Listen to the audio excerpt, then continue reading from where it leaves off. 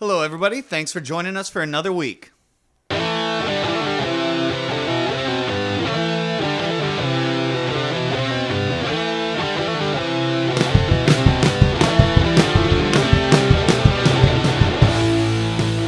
guys. Welcome back to the Sogcast. I'm Patrick. I'm Matt. I'm Garrett. I'm Nate. And I'm Owen. The Mariners are currently sitting with a record of 4-5 early into the season, in third place in our division. Not like it matters that much right now. It's so early, but we are ahead of the Astros, which is nice. Suck it, Woo. Houston. Also, I want to welcome Nate back to the pod. Spent some time back in spring training and got some work in. Now it's time to have him back. Good to have you, buddy. Yeah, good to be back. Had a couple weeks off for a rehab stint in spring training, aka vacation, but back on the roster. We love it. Yeah. Going on. Mariners had a nice win today, and they ruined the Guardians' home opener, which was nice. The 2 for 2 in home openers now. That's right. Or 2 and 0. It was a little rough. Guardians did take 3 of 4 against the Mariners on our opening homestand. The Mariners did manage to win on opening day, which was nice, but then kind of had a piss-poor showing. After that, it was a little rough. A lot of defensive miscues, not some great pitching. It's not a lot of hits. Yeah, there was not a lot going on, but this road trip, they started out strong. They're currently 2-0 on their road trip, and ruined the Guardians opening day, which is always fun for us. Not even any beef with the Guardians, but if we can just rain on someone else's parade, that's kind of fun. Love to see it. Cal Quantrill? That's tough to say. Yeah, it is. Cal Quantrill was a little rough today. He was leaving it up and out, leaving the ball up in the zone. The Mariners drove the ball around the field all day. We only scored 3 runs, but, I mean, we were slapping it around with tons of opportunity to score. It felt good, looked good. Yeah, 11 hits today, which was nice. You'd like to see that carry over into some more runs. And there was 17 men left on base, which is a little rough. You want to see them getting those guys in. But still, it just shows that they were attacking the pitcher, and the pitcher was making mistakes, and they were able to jump on it, which was nice. Ty France is hitting like a damn machine right now. God, he's an artist. My boy. So one of the issues we have been running into early in this season, though, is outfield communication, specifically outfielders and infielders not calling for the ball and having near collisions. We brought up before how JP and Julio had a close scare. Or they've had 2. Yeah, in the first series, the first game maybe, they had a close call out in center field where Julio caught the ball basically on the small of JP's back, and they kind of laughed it off. I thought it was going to be okay. They'll figure it out. But there's continued issues here where today Colton Wong was going out for a ball over the shoulder. Teoscar was coming in on the ball. It looked like Teoscar had it tracked, like he might have had to go into a slide, but he had his glove down. But then he saw Colton out of the peripheral vision and had to peel off. But Colton had that ball caught too. I mean, it was in and out of his glove. It's kind of unfortunate, but they really do need to communicate there. Someone needs to take charge, especially the outfielder coming in on the ball that has a track on it. Yeah, I'm thinking and hoping that we can chalk most of that up to just, first week of the season, 9 games in, kind of blunders that teams are going to have. I mean, last week, the Guardians, the game that I think we lost it, but they had like 3 errors in the game. Like a bunch of teams defensively are going to be sloppy at the beginning of the season, especially, I mean, Julio and Teoscar were both gone for most of spring training because they were on the DR roster, so they didn't get a chance to work out maybe some communication kinks between running into their infielders and stuff. So I'm hoping, the next couple of weeks will tell, but I'm hoping that's just, first week kind of blunders. Yeah, let's hope. For sure, yeah. They have to work into their chemistry, be able to hear each other's voices well enough over the roar of a crowd in a different ballpark. They're players who are playing with different teammates this year. Teoscar, Colton, even Julio is in his second year. So there are some kinks to work out, but we have to make sure that those outfielders are really taking charge when they have a beat on the ball. 100%. Also, even though it hit Colton Wong's glove today and popped out, he was running so far and it was an over-the-shoulder catch. Teoscar should have been calling it 100%. And if you looked at the replay, he wasn't calling for it. And so that is, and it's 100% easier for the outfielder coming in to make a catch than an infielder running out. So that is just some communication stuff that really needs to get worked out quick. Not even for like air standpoint, just for player safety. Yeah, for sure. It's been just the middle infield working in those little tweener gaps, the ones that are like really shallow. Julio's really fast. Teoscar actually showed that he can play some defense the other day. He had a game the last series where he made a couple sliding catches, threw someone out at third or And home. first. And Yeah, first and we had a double play at first. Like, Yep. apparently he wasn't aware that there was only one out, but he got the ball into first and they doubled him up. Luckily they were hitting and running, or else he wouldn't have noticed. But like, he's proving that he can get to balls in the air. He can throw the ball well, hit his cutoff man. He's proving to be a good defensive outfielder as well as what he can do with the bat. Yeah. And he's got some wheels on the base path, too. I saw him hustle one out today, trying to beat out one ground ball to third. Yep. Joe Ram took his time and threw him out by like a half step on purpose. But like, dude was hustling down the base path. Whereas Ty France, he was dogging it down the base path, and their shortstop dropped the ball, but he was still out by 10 steps. Oh, yeah. Oh, that happened earlier this week. Ty France stole his first base. Yeah. He stole too. third. Third, yeah. Congratulations, Ty France. My boy. He's really trying to boost his MLB The Show speed rating up. It's an 11, which has got to be one of the slowest in the game, right? It has to be. He's trying to bump it up to like 15 easy. Well, Dude. and he had a hustle double kind of today too, and then a few pitches later scored from second on a ball to the left field. Like, Yeah. I applaud his effort. I mean, I kind of feel bad every time Ty France has to do something like that because he just looks so tired after it. He does not Like he to slid run. into home and he got up and like I was like, I don't know if he can walk anymore. Like he's gassed. All the players were wiping sweat off him and stuff. Like, all right, Wheels. Welcome back. Yeah, he looked gas sliding into second base, and then 2-3 pitches later, he has to like come around 2 more base. He was gassed, man, running like chugging through third base. Oh man, if that throw was online, he probably would have been out. But the throw was pretty bad. Oh, Manny, don't wave me in. Yeah, he's like, please, I'll just wait for the next guy. Hopefully he hits something. So yeah, Ty France has been hitting the hell out of the ball. It's so nice seeing him, especially kind of the early struggles the Mariners had in their opening homestand. Ty France was still managing to spray the ball as best he could.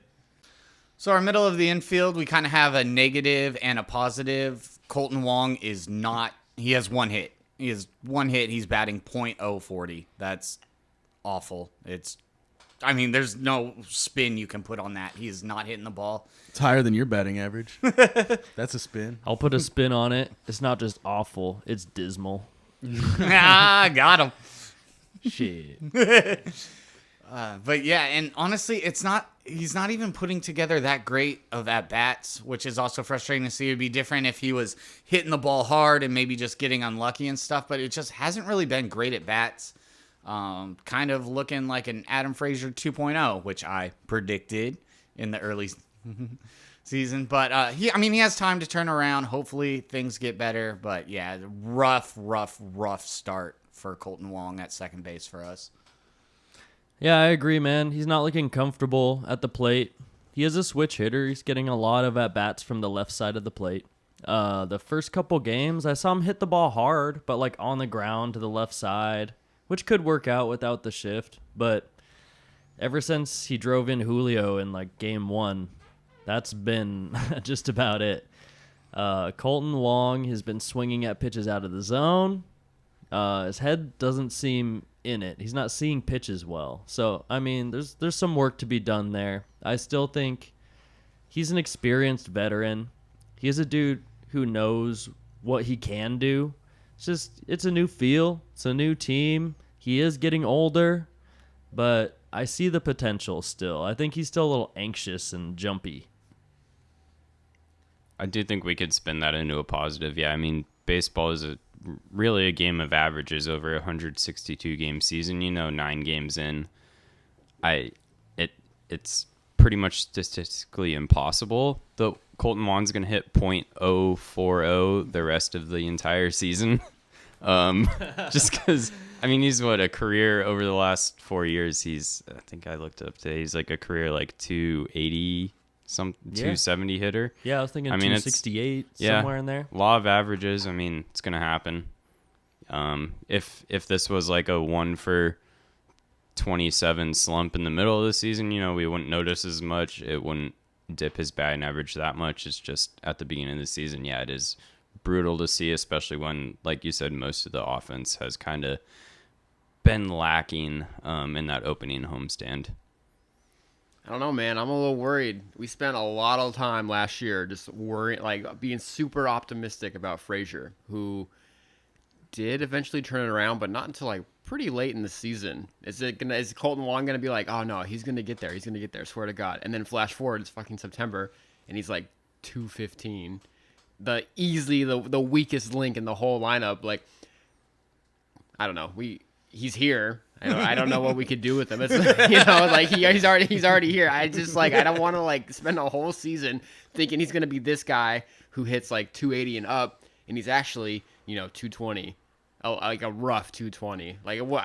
What do we do? We just Sure. I know what you're saying, for sure. And just like what Nate said, like if it was mid-season, he went for a 1 for 27 slump, it doesn't hit as hard as this small sample size, early first few series kind of feel. And in the middle of the season, if he goes on that 1 for 27 run, we're going to be swapping him out in the lineup.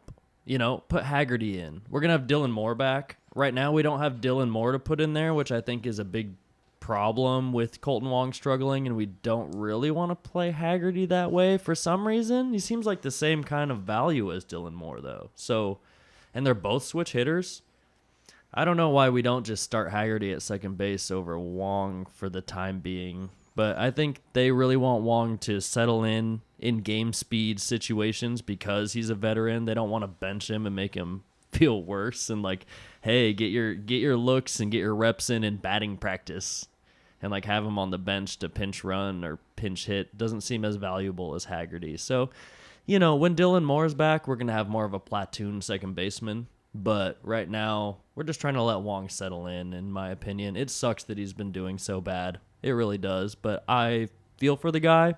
There's a ton of potential. His career numbers are not bad. It's just that he's aging, but he's still quick, man. Look at that dude. He still looks young and quick. It sucks right now. It's just, I think we're going to have better days. Can we expect more than Frazier? Not really. But we're just going to have to roll with it and see what happens here. I hope Dylan Moore comes back and goes on a fucking tear, though. Yeah, it's going to be great to have Demo back in the lineup. I don't know if he has started his extended spring training yet or if he's still, out injured. But it will be nice to have him back in the lineup. And actually, you raised a really good point. I was thinking of, maybe giving Colton Wong a day off and a day of rest or whatever and throw Haggerty out there. But yeah, he is a veteran and, let him get his reps in. It's still early in the season. It's not costing us too much. It's not like he's single-handedly losing us games. So I'm okay with giving him a little bit more of a leash and trying to figure it out. But that is definitely some changes the Mariners could make in the future with Demo coming back. Along with Colton Wong having some bad at-bats, I also wanted to bring up Teoscar Hernandez has been a little frustrating. Swinging at first pitches, it's been bothering me a little bit, especially today. The first 4 Mariners all reached base, and Guardians pitcher was sloughing. He was having trouble finding the zone, and what he was finding the zone, he was leaving it up. So the Mariners had reached 4 straight hitters to start the game, and Teoscar comes up and swings at the very first pitch and pops out to second base. That was a bummer. Yeah, and it's just he's a veteran guy too. He's not some rookie. You got to be smarter in those situations and see the pitcher is obviously having a rough time. Let him make a mistake in the count. You don't need to go out there and swing at the first pitch. I didn't care for that at bat. I agree. Let the pitcher put pressure on himself if he's performing that badly so far. But at the same time, he saw that Quantrill was leaving the ball up, and he knew he might get something to drive first pitch, and he looked to jump all over it. He wants to be exciting. He is a really good hitter. He's won the Silver Slugger twice. He does know what he's doing out there. But I think that was a mistake in that situation too. Like, let the pitcher work harder and get your pitch to drive. Make him walk you if he has to, if he doesn't have it. Yeah, in my mind, it's like the pitcher wants to start each at bat with like the right foot forward. So if he's having control issues, he's put one down the middle for a strike. I never pitched, so I don't know if that's like typical. Like, do Matt or Patrick that have pitched in like high school, like, do you generally try and start the at bat with like just a strike? Yeah, I mean, you definitely want to start ahead of the count. You don't want to fall behind or anything. So, you don't want to serve one up, but if you can paint something on the corner or something, you're definitely trying to start the at bat ahead. Yeah, you want to throw a competitive pitch, but also you want that strike. So you're not working off the plate like you would be if you're trying to strike someone out. You're not throwing a changeup off of your fastball when it's the first pitch. So it's up to you what pitch you want to throw. But say I'm just not going to groove a fastball in there every time. I might start them off with a curveball if I have a feel for my curveball that day, because they're looking to drive a fastball straight out the gate. I'll just throw them a loopy curve, and like it could be right down the middle, but they're not geared up for that. They're geared up for something quick. Yeah, I get that. That's just my mindset. As a batter, I always swung at the first pitch. I was just like, well, in high school, it's a little different because it's like people can't throw this like crazy shit like in the majors, right? They have fastball, changeup, sometimes a decent curve, or I never saw a slider or anything like that. I But saw like some sliders. it was always like they're just trying to start off the at bat with like a strike, ahead of the count. So they just throw fastballs. So the majority of my at bats, I swung at fastballs first pitch for sure. And that's why we're not in the majors. Yeah, I took every first pitch and then like started 0-1 so often.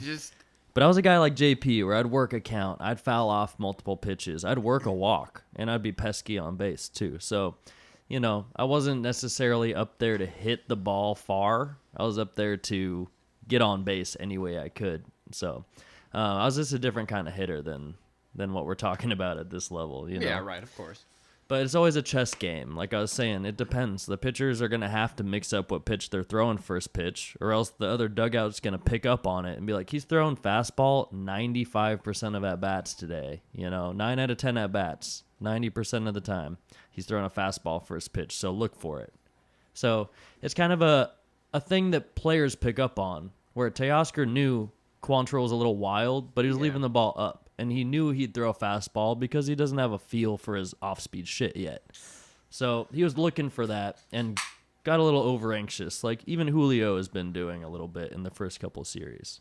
Everyone needs to just calm down. The chemistry will come together. And I think they will make the pitchers work. Speaking of making pitchers work, someone who has been putting up some great at-bats is JP. JP has really come around working counts and, like Matt said, fouling off a ton of pitches.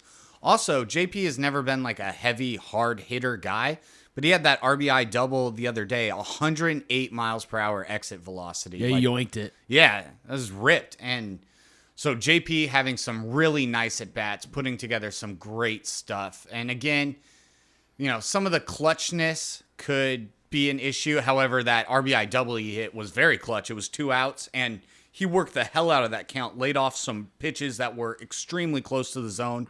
Could have gone either way, and he worked it, and then to rope a double like that in such a big situation, very nice to see from JP. They interviewed him after the game, and they're asking him questions about, how he was feeling, everything. And he's like, yeah, it's great, man. I love being like a second leadoff guy in the 9 spot. Like, I was like, yeah, like we know he's there for that reason. He's at the bottom of the order, a pesky 9 hitter. Like I said, I wasn't a crazy power hitter, and I was a leadoff hitter a lot, like JP has been in the past. And eventually, when our roster got better, I ended up being a 9 hitter because it is a second leadoff hitter. If the lineup rolls around like that, to have a guy like that in your 9 hole is super valuable. Yeah, he even said, like, I'm going to get on base and let the big guy hit me in. Yeah, exactly. I like that JP refers to Julio as the big guy. And to the other side of the ball with our pitching, our dominant starters last year are off to a little bit of a shaky start. One thing that's very odd is that they're walking a ton of guys, which last year the Mariners were not known walkers, especially with George Kirby never really walking anyone and stuff. It's been a little rough finding the zone early on in the season. Haven't made a ton of like mistakes, like leaving stuff over the heart of the plate or whatever, which is one positive. But yeah, they got to dial in that control a little bit. And also they've played a lot of cold games. You know, pitchers' velocities are slightly down due to the cold. I mean, it was cold in Seattle and now they're in Cleveland and it's just as cold there. So that can play a bit of a role. But it is kind of weird seeing this switch of like it being really rare to walk people to now walks becoming aplenty. I think there is a correlation between like not leaving pitches over the plate for the other team to drive and walks, you know, like to spin this into a semi-positive, like maybe the Mariners are focusing on hitting the edges. You know, they're not focused on throwing that ball down the heart of the plate if they're 2-0, 3-0. They're still going to try to eat at the edges so they don't leave room for real damage. And that's the one thing that I think maybe is happening is like our pitching is really just focused on not throwing the ball down the plate. You know, hit the edges, hit the bottom line, hit the top line, pitch in and out, pitch up and down, but don't pitch down the middle. That really helped us today. Those edges were wide. Yeah. That ump was just letting them color outside the lines, just handing it to them. Yeah, umpire had today's home plate ump on Saturday had a very wide zone and a little low at times too. It helps, A little low. helped Seawald in the ninth. He had which should have been a leadoff walk, which is, leadoff walks are always scary no matter what.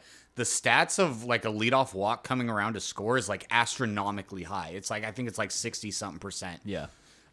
Yeah, they would have had 2 on base with no outs to start. It's like, come on. Yeah, and it was a But one-run game. Lucked out on that one. Yeah, I mean, the pitch was below Kwan's knees.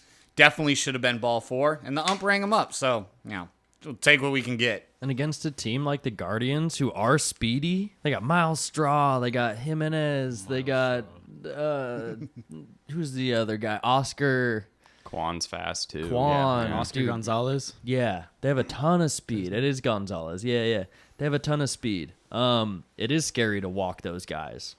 Miles Straw stole second base on us, and then we walked the guy behind him to like set up a double play situation. And I don't know, but you're right about how today the umpire really helped the Mariners out. Marco had a really good start.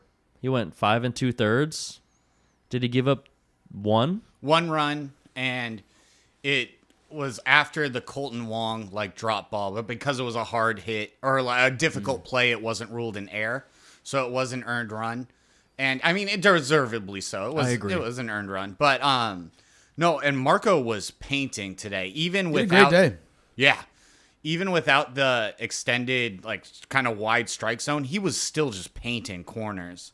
That changeup, he was throwing that changeup down and out off that corner all day. And the cutter comes in the other direction. The changeup fades out to righties. The cutter comes into righties. So he was throwing the cutter off the plate towards the outside edge and getting that call, and then going to his curveball and his changeup down and out, which was pretty nasty. His changeup was the nastiest I've seen it in quite a while. I think his fresh haircut really spiced him up. Feel good, look good. I look agree. good, feel good, whatever. Play good. Yeah.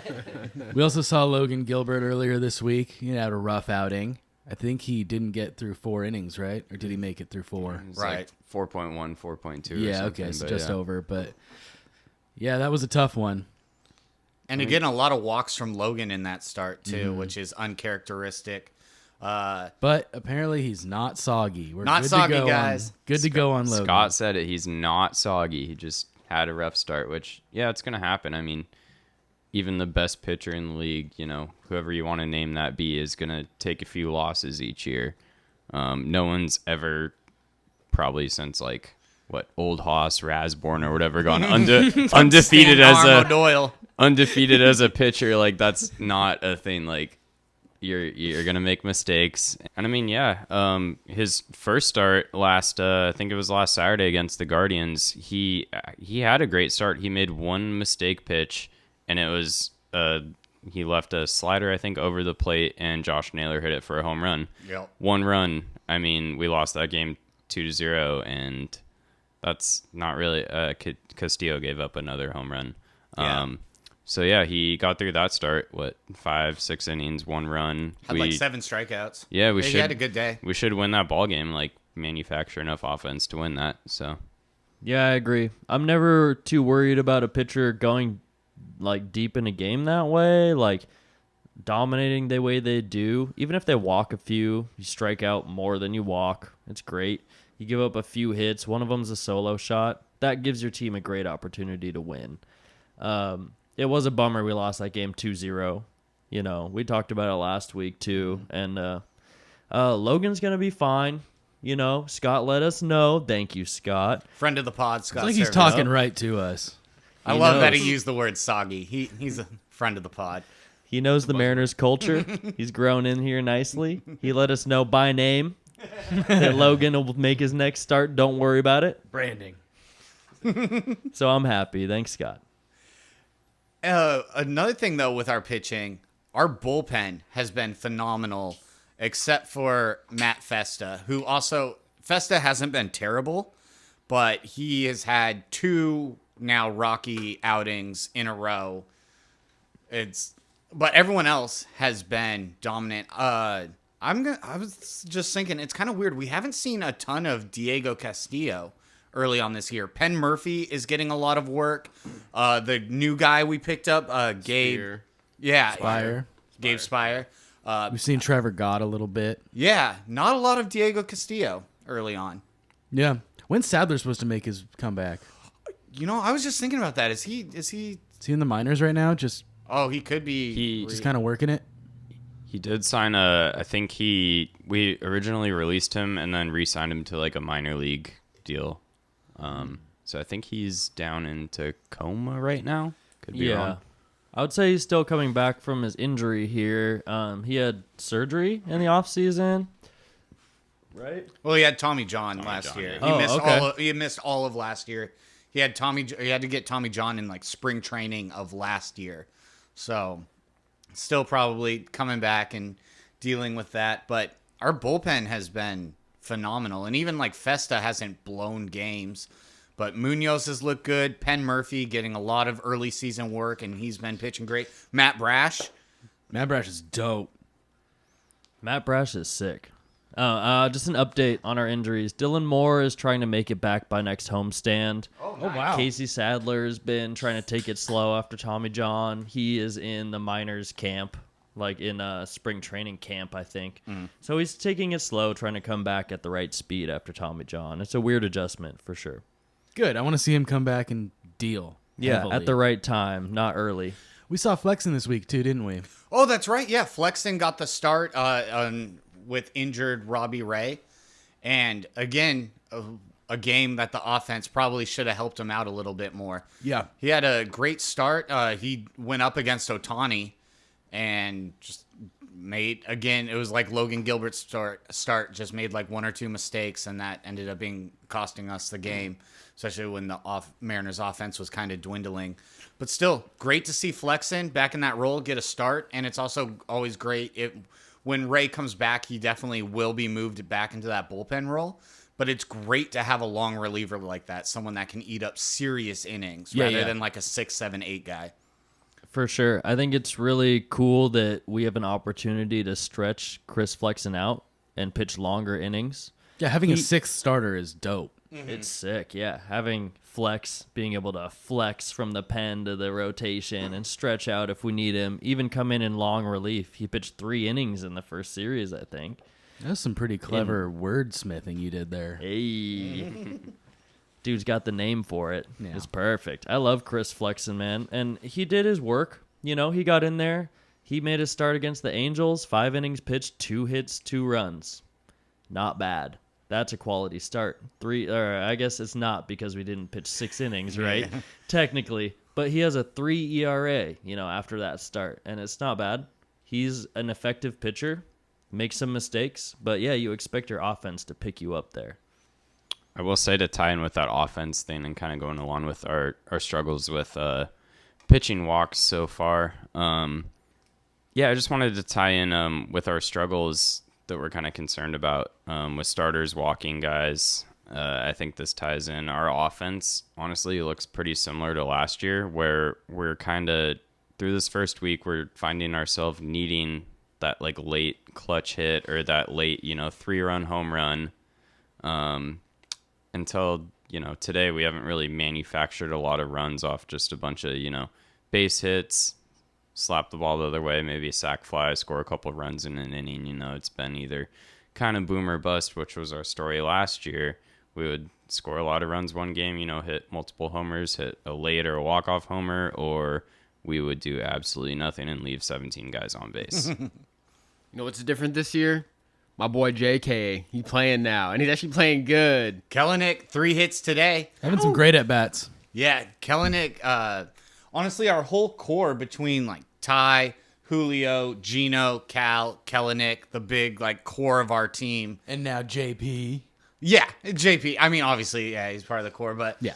like offensively, those are kind of like the big guys for us. And Kellenic he's having better at bats.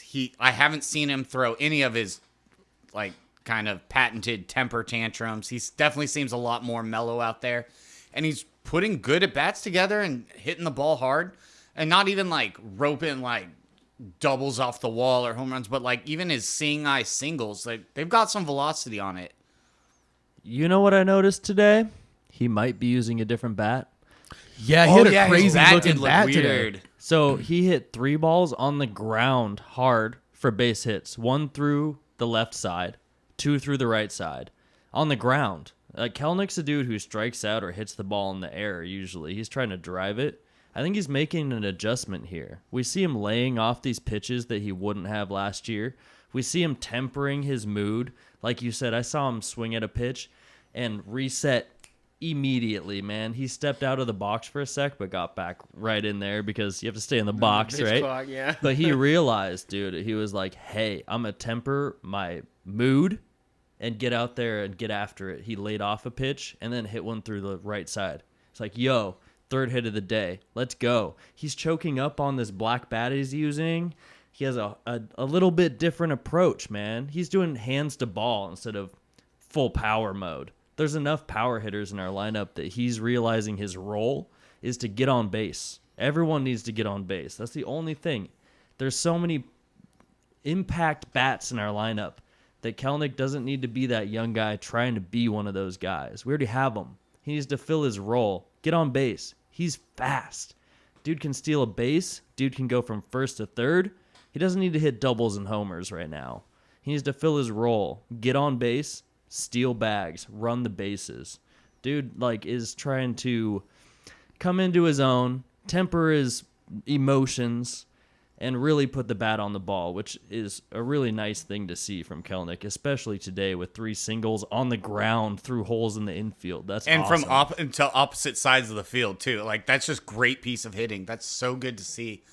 I have a little bit of a two-parter about Kelnick. One, his stance definitely seems quieter, as in not this pre-bat movement and shaking. And you would notice last year, he went through like 4 or 5 different stances. And he would get sent down to AAA, and he would come back up, and he would be stoic and like still. And then a week later, it was back to all this bat movement and this kind of stuff that you don't really see at the major league level. I mean, some guys do it, but it's pretty rare.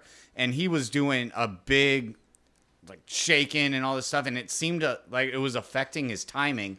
So now his stance is a lot quieter, which is a lot better. And also, I'm wondering if maybe the pitch clock is helping him not get in his own head so much, where he doesn't have time to, step out and get upset about the last pitch or whatever. He's right back in it, and it seems to be working to his benefit. I'm very happy with the way Kellenick's playing. He's also got 2 stolen bases. Hell yeah. Yeah, that's what's up. And That's it seems like that, at least for Kellenick's case, it's that kind of that ping-ponging back and forth between AAA where he fucking massacred people and then coming up back to the majors where he got massacred. It seemed, I mean, from what I observed, it was like it was fucking with him. It really fucks with your head. It must be so weird to go down a level where, I mean, it's still AAA and you just crush people. And then to get called back up to like the professional stage, and then you just get mowed down. It's just gotta fuck with your head so bad. And it's good to see that he made like his mind a steel cage, where it's not like really beating him down like that. Because I mean, even in spring training, he crushed.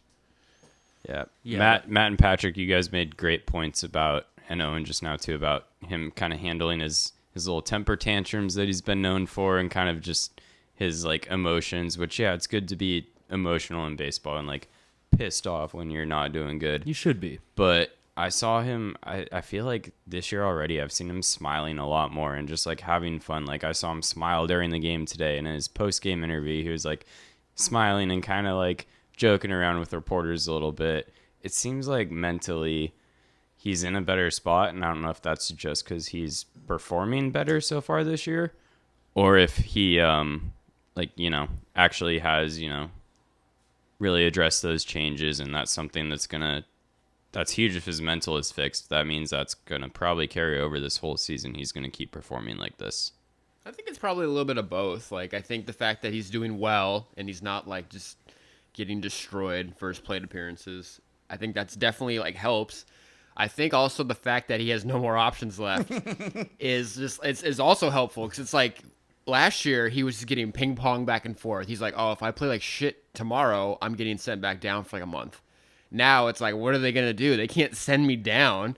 So he's just like riding that high. It's just DFA or trade at this point. Yeah. Back against the wall. What are you going to do? And that's the best place for him, because he really has to temper everything and make everything count. Yeah, he's definitely been smiling more. He seems to be having a good time. And honestly, I mean, we've all wanted Kellenick to do better. And the issues that we had with Kellenick, it seems like he's addressed all of them. And I know Owen has been Kellenick's biggest supporter, even when some of us were like, he can't get his head in the game, like, figure it out or get lost, whatever. But Owen has been on Kellenick's side the whole time, and it's nice to finally see it coming together from Kellenick. And one thing we've mentioned before is, like, he's young. He's a young dude, and it was a lot of pressure to be that young, and he was trying to be that guy. And also another good point Owen made is the no ping-ponging, from back to AAA and stuff, and kind of having that cloud over your head, where now it seems like he can just be relaxed and play, and he's taken better at bats, great in the field, no issues in the field at all. He looks awesome out there. He's fast. He has a strong arm. He can play left or right. Yeah, and it's nice having that versatility. I'm actually really surprised. We all kind of thought that Teoscar would be the left fielder and Kellenick would be in right. Matt didn't. I thought Teoscar would be right and Kellenick would be left. But, I think they're going to be interchangeable, but I think Teoscar's better in right than he is in left. That's the only thing that I was initially like, throw him in right. He's good out there. Replace Haniger's spot, let him set up there and feel comfortable there. I'd rather have him in right than left. He does have a stronger arm than you'd think for being just a hitter.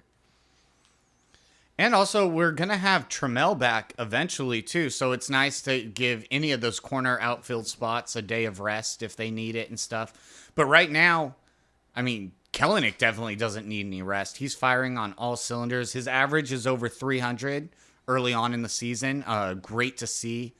Him and both Ty France's average is like in the 340s or 350 right now. Hit He is artist Ty France. Ty France is just it's so beautiful to watch him swing.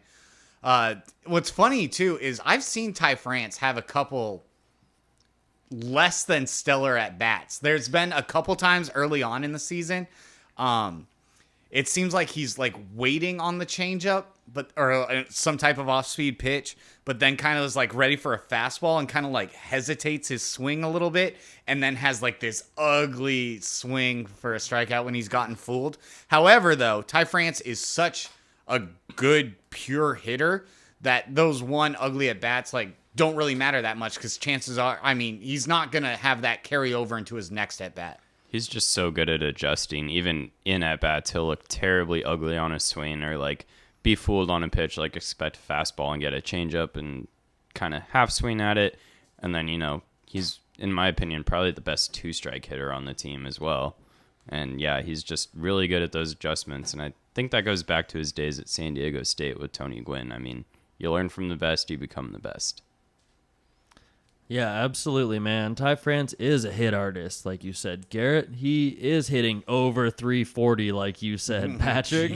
He's on a 6-game hit streak. Nice. He's hitting 342, a few multiple hit games. He's hitting RBIs. He's hit a big old 3-run homer to put us ahead to win our, was that the first game? That was opening day. Yeah. Yeah. He seems to be willing to just go with the pitch. He adjusts from fastball to off speed very well, but he doesn't adjust as well from like off speed to fastball, which I think is where it gets foolish, like looks foolish sometimes. Like you're saying, sometimes that fastball will come in and he's way behind, half swinging at this fastball. That's like, oop, I was looking off speed here, But he's so good at adjusting from fastball to off speed. If it's a fastball slider pitcher, I want Ty France in there, man. Like, he's so good at poking the ball the other way, adjusting his hands and keeping his weight balanced, being able to drive the ball to all fields from pole to pole. It's amazing. And I really do agree, Nate, that his time at San Diego State with Tony Gwynn is, like, that's a whole nother mindset. Tony Gwynn's a guy that will always hit the ball. Dude never struck out. Dude had such a good eye and such a good bat. The hand-eye coordination and the hit artistry is, oh man, it's top notch, dude, with Ty France. I love watching Ty hit. Also, another core member, Suarez, I saw five of his last 6 games have been multi-hit games. So he is putting the ball in play early.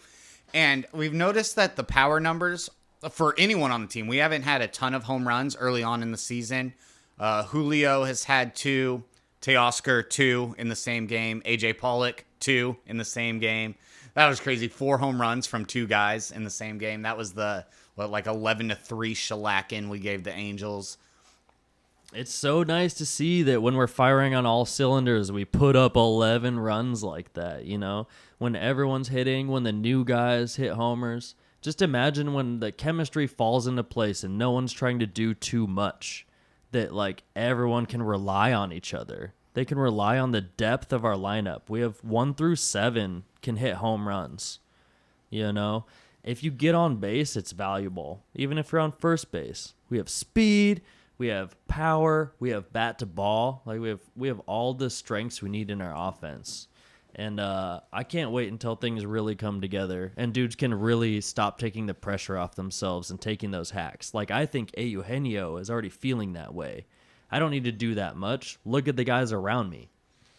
I'm not worried about his power numbers at all either. We saw it last year. He hits home runs in bunches. He'll hit, 5 in a week and then, maybe strike out a few too many times the next week.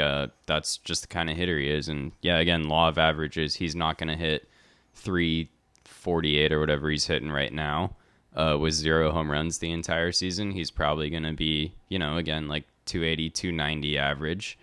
Fine, but hit 30 plus bombs again. Yeah. It'll probably be a little bit lower.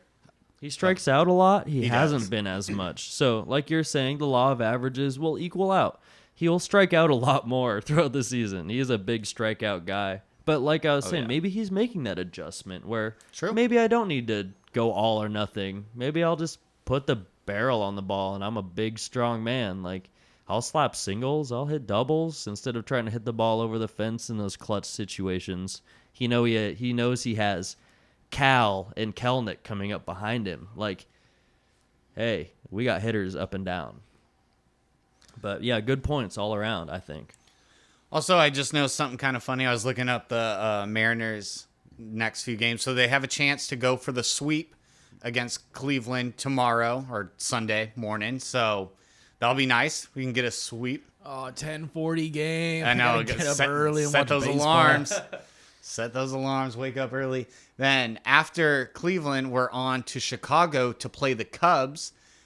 Guess who the starter is for the Cubs in our first game of the series against them? Montgomery. It's Drew Smiley. History of the Sog. It's going to be Drew He's Smiley. still in the fucking league. He's still in the league. Yeah, I thought he was out of the league. We talked preseason, and I was like, no way, You're Drew like, Smiley no way, Drew still Smiley's pitches. still playing. Yep. Yeah, bro, the Cubs picked him up. He's pitching against who? Castillo? It is against Castillo. Oh, good Have luck, fun Drew. with that one. And just to do a little pitching matchup for the opening game of the Cubs series, Luis Castillo is 1-0 with a 0.00 ERA. Has not given up a run That's insane. this year. Drew Smiley is 0-1 with an 11.57 ERA. So there is a chance the Mariners will make him look like Cy Young, though. I mean, sometimes that happens, but hopefully. Also, I mean, Cubs are kind of my second team. Like, I love them in the National League and stuff, and kind of always been a Cubbies fan. I just feel like there's no one really on the Cubs to even like think about nowadays. They had that fire sale, was it last year, 2 years ago? They got rid of Chris Bryant, Anthony Rizzo, like Schwarber. yeah, Baez. they got rid of like everyone. So now I don't think know they're. anybody on the fucking Cubs. I know, that's what I'm just thinking. Well, Drew Smiley Yeah. and maybe Montgomery. I don't know. He could be. He was on the Cubs though, right? Like right after he left the Mariners. Yeah, he won the World Series. He pitched the last out. We did watch that when they got delayed for like 2 hours with thunderstorms or some shit. That was cool. That was cool.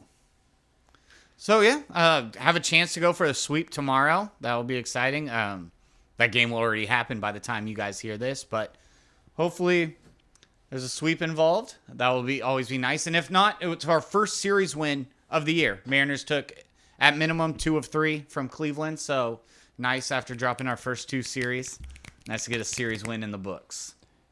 Can I get way too far ahead of ourselves talking about this possible sweep that could happen tomorrow? Yeah, absolutely. Playoff Okay. implications, bro. Yep, playoff implications. If we win tomorrow and sweep Cleveland this weekend, we win the season series. We don't play them again the rest of the season.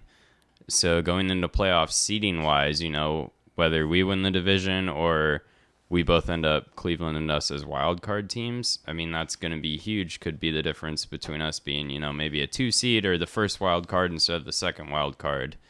And I just kind of realized that today, and I was like, oh, this actually, seems like, oh, we already got the series win kind of game, who cares? But it could hypothetically, way too far ahead of ourselves, turn into something huge. No, I like that. I like thinking ahead like that. That's a good insight. There's another familiar name on the Cubs. Who's that? Luis Torrens. No way! I forgot about He's on the ball. He's on the Major League Ball Club. Is he think starting? so. Is he playing second base? Is he He's their pitching? starting catcher. No way he's starting. But they have what? Who do they have over there at catcher though? Like, he's their second catcher for sure. I think he might be their third. They got 'Cause they- Jan Gomes and Tucker Barnhart. Oh, okay, yeah. He's their third catcher, absolutely. Right. Jan Gomes is a man. Tucker Barnhart's a man. They got rid of Wilson Contreras, which was their big move. But yeah, Torrens is just sneaking around on their bench trying to hit wondering- left-handed pitching. I'm looking at this list and I'm wondering if it's up to date. This is crazy. There is actually Trey a couple Mancini is on the Cubs. Trey Mancini. I love Trey Mancini. I love Trey honestly. Mancini. Didn't he just come back from like He won Comeback Player of the Year last year because, he had... brain Came cancer? back from Testicular Cancer. Testicular cancer. Was it I just know that he did have cancer and came back and had a really nice season last year. And then raked in the home run derby. I mean, that's awesome, dude. Yo, Trey Mancini, he won Comeback Player of the Year. He had cancer, recovered, but he was with the Orioles. The Orioles traded him to the Astros. Yep. He finished the year with the Astros, but he became a free agent. Yeah, ended up on the Cubs, I guess. I don't know. Yeah, I He's mean- a very valuable left-handed hitter. Ian Happ and Cody Bellinger. And Dude. I forgot about... I'm Dansby surprised. Swanson. I'm I mean, surprised. They Yeah, got Dansby Swanson. There's dudes on the Swanson, Cubs. Swanson is a dude.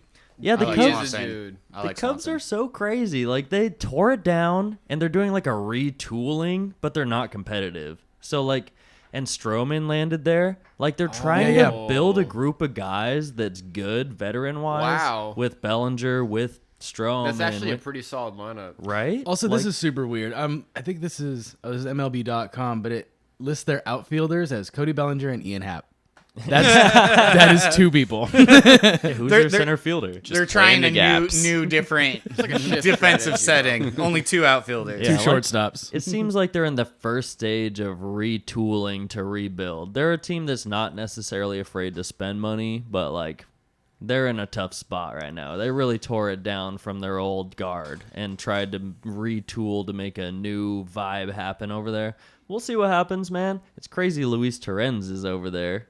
It's It crazy is. that Dansby Swanson I know. is over I was there. shocked. I can't remember if Swanson got traded or if he was just a free agent. I think he was just a free agent. I would have. He probably left ATL because Freeman left. He's just like, what's the fucking point of being here? He signed with Chicago because his girlfriend is, or maybe wife now, is on the Cleveland women's or Chicago women's soccer team. Oh, Moving for love. We've all done it. What's up, Yay. Michigan? Also, he got paid a fat check, so that probably helps. yeah. I have a CS guys question. Yeah, let's Oh, do it. cool, let's It's been do a it. while since First- we've been first- a CS guys. Let's do our first one of the year. A nice little CS guys. What you got for us, Owen? Yeah, for our opening homestand, Cleveland beat us in 2 hours and 3 minutes. Do you think what do you think is going to be the quickest game played this season with the pitch clock?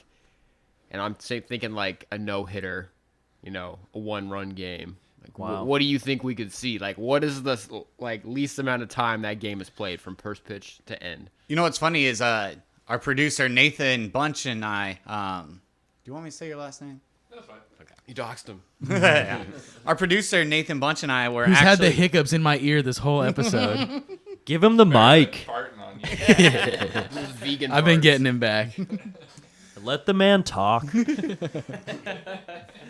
What's funny about that 2 hour and 3 minute game is our producer Nathan Bunch and I actually went to that game together, and yeah, it was crazy fast. And obviously it's the fastest game in I don't know how many years, but obviously in quite some time. 2 hours and 3 minutes is insanely fast.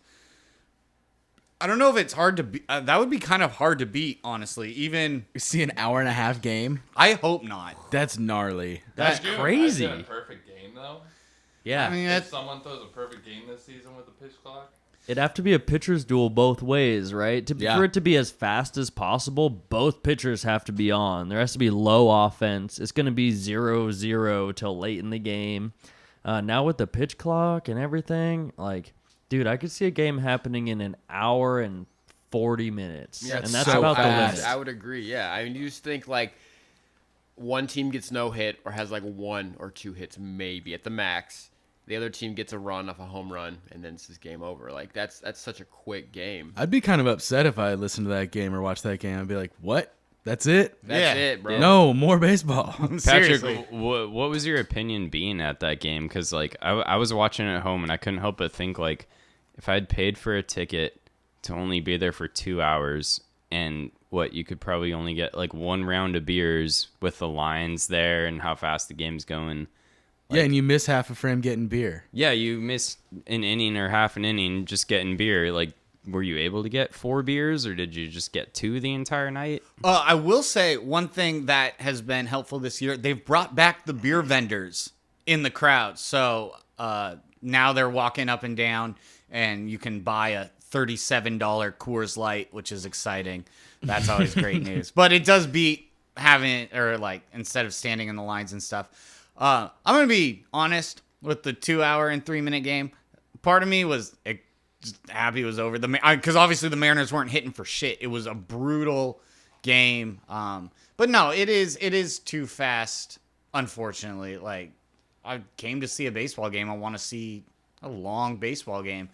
I do think, though, with the CS guys question, I believe 2 hours and 3 minutes will be the fastest game this year. I think as players are even getting more used to the clock and everything, umpires have been using it to their discretion. Like, if players call time and stuff, they've reset the clock, and they've been more generous than not with giving players more time if they ask for it, except for that Tim Anderson ejection. I saw that. That was such bullshit, He bro. was trying to call time. The umpire wouldn't give it to him. He was walking out, and the pitcher just basically just... The pitcher waited until Anderson literally stepped in the box and then just started his windup before they even made eye contact.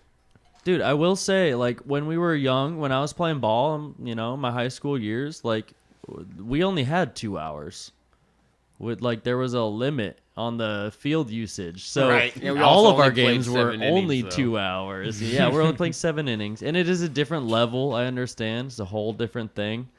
But at the same time, like, you know, baseball games, 2 hours, that sounds about right.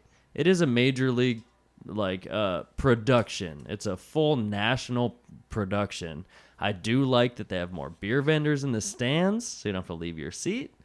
But, you know, I don't know. I think we can see under 2 hour games, and it's gonna become like one of the new Maddox type things where it's like, yo, under 2 hours, less than 100 pitches, you absolutely destroyed this team. And yep, sorry fans, you have to go home early because either your team didn't hit or your pitcher slayed. You know, either way, it's kind of a pointed statement. So It is a statement.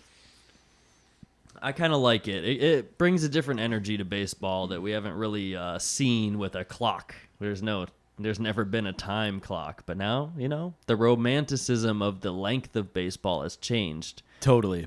I'll say an hour 51. You That's think what it's I'm going to be the shortest? Yeah, that's pretty short. Good guess. I really like that point, that statement. It's just like, I didn't even break a fucking sweat coming here. I pitched, 80 pitches, 45 minutes, an hour, and then they brought in the relievers. Like, you ain't shit. I really like that.